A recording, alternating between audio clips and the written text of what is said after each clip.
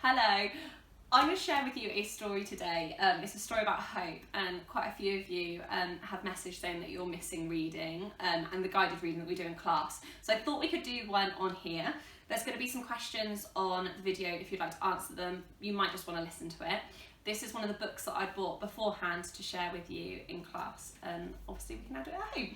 So Wisp, a story of hope.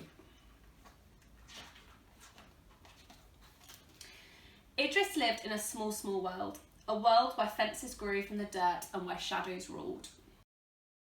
A world with no trees to give shade, no rivers to drink or seas to swim. A world full of people, but where everyone was alone. Until one day, a wisp flew in on the evening wind. Dust rose up in swarms around it, feet trampled it into the dirt. Nobody noticed it. Nobody except Idris. Idris gently the wisp from the ground. He softly away the dust and the dirt and footprints, and that was when he felt it, the smallest whisper of want. The wisp began to wriggle, flitting and fluttering. It bustled Idris past rows of tents, over the moonlit dirt, and along the fence's glare, until it stilled at the feet of a man, ancient and cracked. "Is this yours?" Idris asked.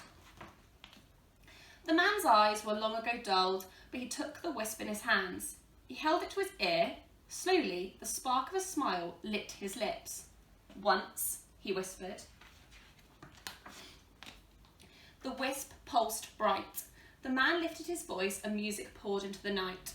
A swelling sea of rememberings twirled on the air and shimmered in the breeze. The people stopped, they smiled, and together they listened to the blazing, bright heartbeat of a song. And when the man's voice quietened, there was just the hint of a hum in his step and a bright in his eyes where the dullness no longer settled.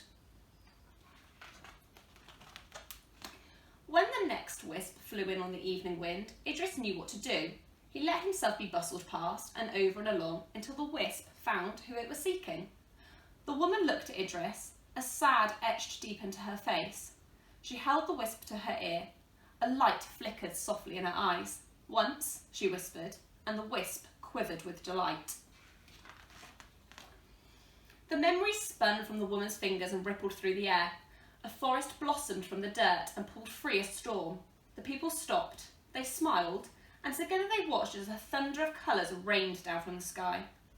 And when the woman's fingers stilled, there was just a splash of happy in her words, and the sad on her face was not as deep as before.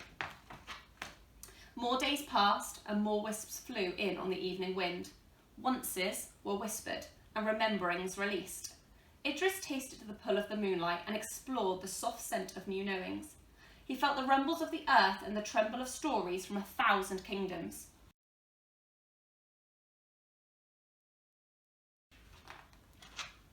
Then, one evening, a wisp appeared that did not wriggle or flutter or flit. Instead, it settled at Idris's feet, and Idris wondered, was this wisp meant for him? He waited and waited, but no memories appeared. Idris has lived his whole life in this small world. There was nothing else to remember. Then Idris held the wisp close. Slowly his ache was calmed, and a seed of understanding began to grow deep inside his heart. For Idris's wisp wasn't a memory, it was a promise.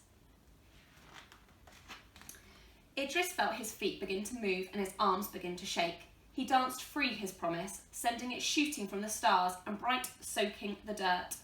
The people stopped, they smiled, and together they felt the promise of a dream. Idris lifted his hands and let his wisp catch up on the wind.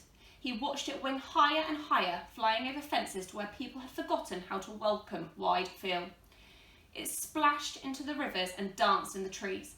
It carried with it the heartbeat of a song and the colours of rain, the scent of new knowings and the tremble of stories from 1,000 kingdoms. The promise grew stronger with each person it touched. Soon, it whispered, "Someday." thank you for listening to this story. On the video, there's going to be a couple of questions for you to answer. It might just be that you want to listen, look at the images, and that's absolutely fine. If you want to answer the questions, answer them below or send them to me via Dojo.